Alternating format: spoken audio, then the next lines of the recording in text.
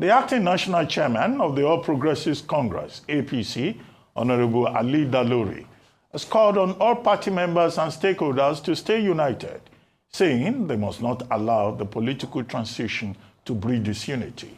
Dalori stated this on Monday in Abuja during his meeting with the National Working Committee, NWC, after he resumed or assumed duties as the acting national chairman of the party, following the resignation of Dr. Abdullahi Ganduje last Friday.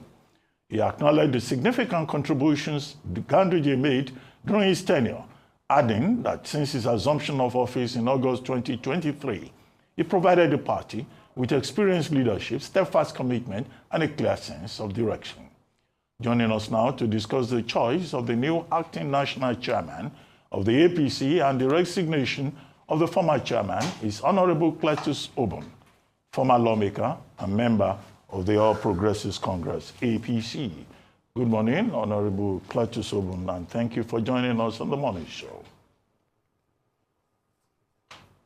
Thank you so much, great Malabite. It is another rainy morning in Abuja. Action. Anyway. Action and positive action. Very quickly, Dr. Abdullahi Ganduje's resignation came to many as a bit of a surprise. Was he pushed? Did he jump? Or what should we believe? Because there have been some stories on urgent and important matters, that he needs to attend to. What is the story behind the cover story? And then secondly, the new acting chairman, what should we expect? Because there's going to be another meeting that has been announced ahead of the convention of the party. Well, let me say that the Dr. Ganduje's resignation, His Excellency Ganduje's resignation, he has given personal reasons of health. The issue of speculation and what is being speculated, of course, this is a political season and it's a political move. And it will be very unusual if any political action is taken and there are no interpretations or imputations made to it. So it is a very usual and normal thing to have happened. But essentially for those of us within the circles of the party who know how the party chairman emerged in August of 2023, barely 2 months after the swearing in of the present president, we will understand that Ganduje was a reluctant chairman.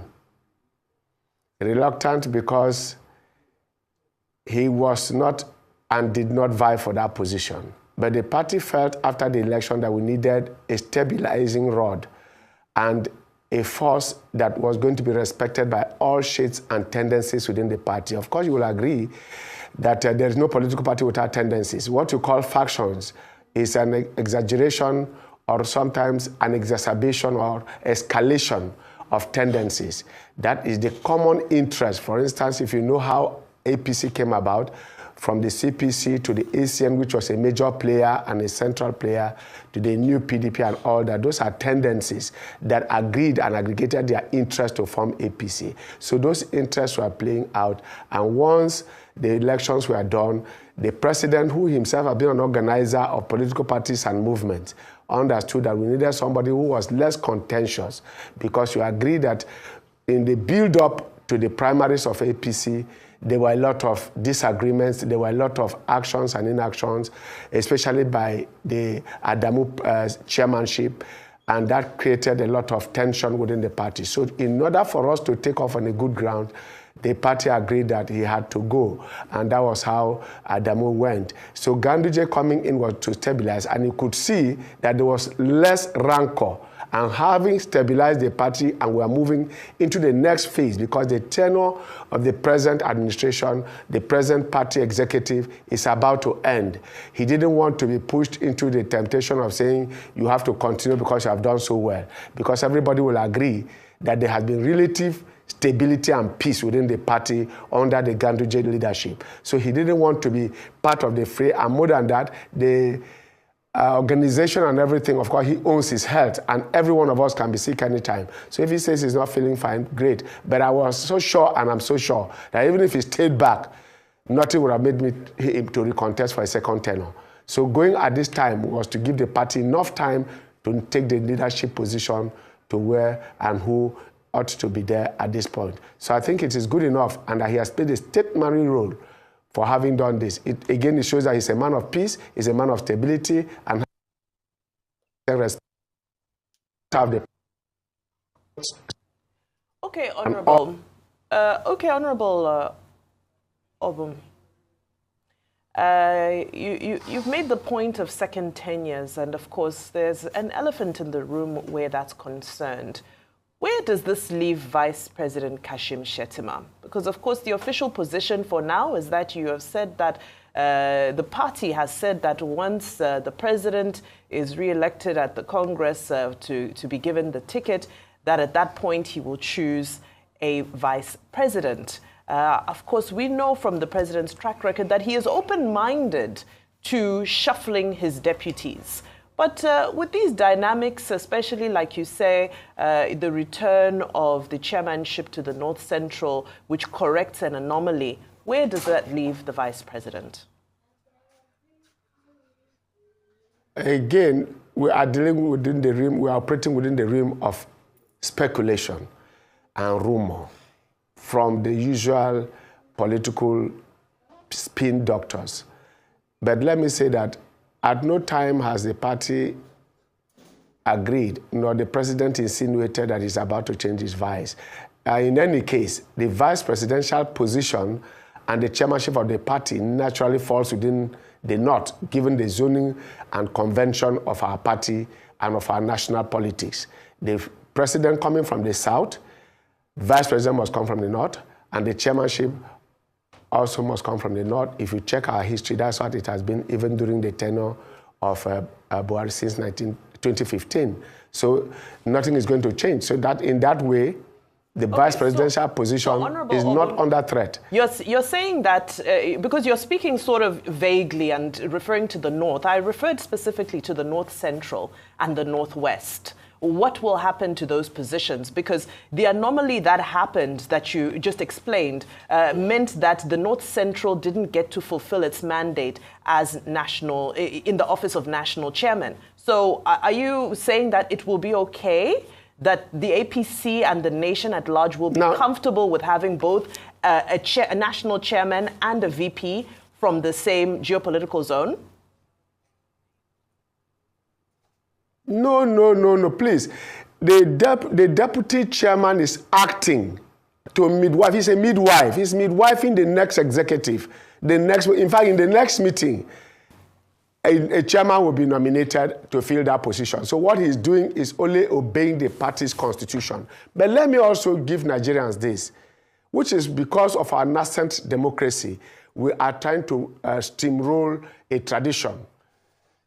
The purpose of political positions, especially party positions, is to bring party presence to a particular region so that when there are decisions to be taken about the party, that area, that is why we have even state constituencies, federal constituencies, senatorial districts. That is why we have ministers representing each state and all that. In terms of party structure and administration, it is intended that at all times, the regions and the structures of the party should be such that a decision taken by the party should permeate all strata of the party to the ward level.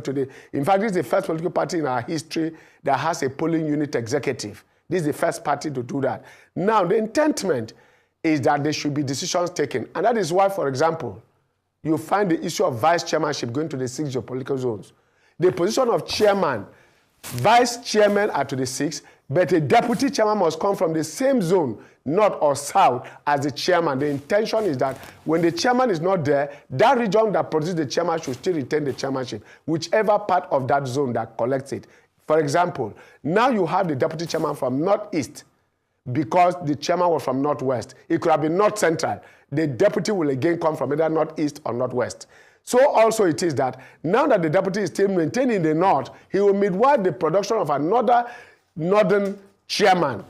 Even in the next election, as long as the presidency remains in the south, the north must produce that. The vice president must also come from the north.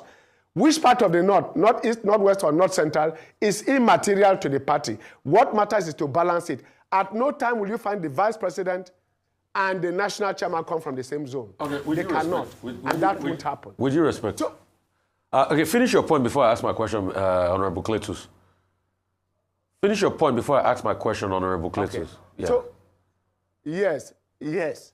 So the point I'm making is that it is deliberate, it is conventional, it is also constitutional, especially for APC that I know, which stems from majorly, most of the constitution comes from the ASEAN constitution and part of the CPC constitution, that you must put positions in a manner that will be inclusive of all interest groups within the polity and within the party.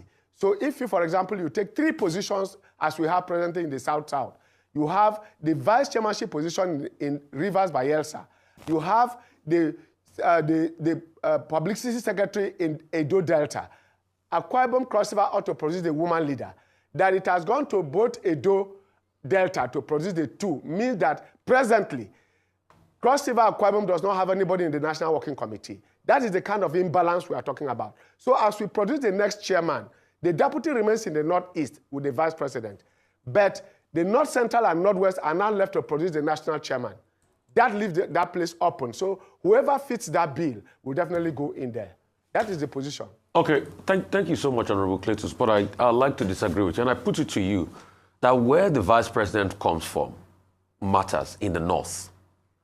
The agitation has always been that even this current vice president, there was no big voting pool from the Northeast as against the Northwest. And that's the argument. And that's why a lot of people are saying that these vice presidents should tilt, if they are going to get a new one, should tilt towards the Northwest. And these are the arguments that people are having. Secondly, a lot of people also posit the argument that historically, President Tinubu does not finish his tenure when he was governor with the same vice president. And that's the argument they are putting forward. Another point I'd like to put forward, that they also put forward, is the fact that all of this, him leaving the party, some are saying the APC is putting a front that is, based on political calculation. But they also say maybe this is also going to pave the way for some big wig entrants from Kano that will come into the party that we know that are congenital of some sort, enemies or perennial enemies with Ganduje. What will you say to all of these things I've posited? I will start with your last question. And don't put things, when you put things and put us, make the guest look as if it's on trial. When you say I put it to you, you're putting us on trial. We are here to have a discussion. No, with due respect, Honorable Cletus, Honorable Cletus, let me clarify. Yes, please. I put it to you. The last question. I put it to you. No, don't always put. Wait a minute. Let me clarify this, and let me set straight the ignorance. Am I on trial? No, you're not on trial. Let me set straight the ignorance that I've seen in society. I put it to you is a word that put forward a position that elicits a response for the other person. It doesn't mean that you're on trial.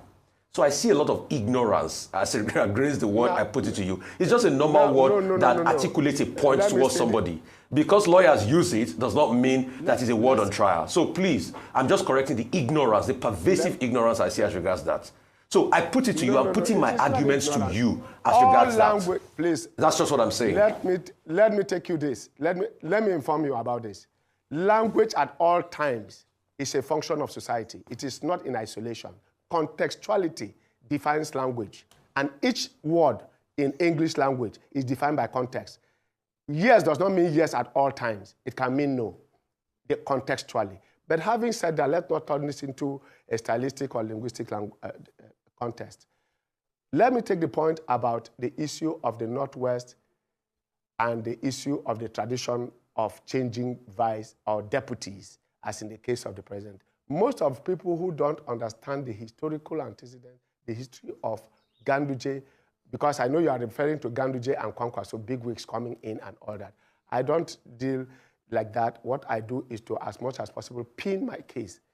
In the Northwest, the pool of votes from Kano, most of the time when you look at the Nigerian political calculation and permutation, it's about Kano and Lagos, which come with 5-6 million votes.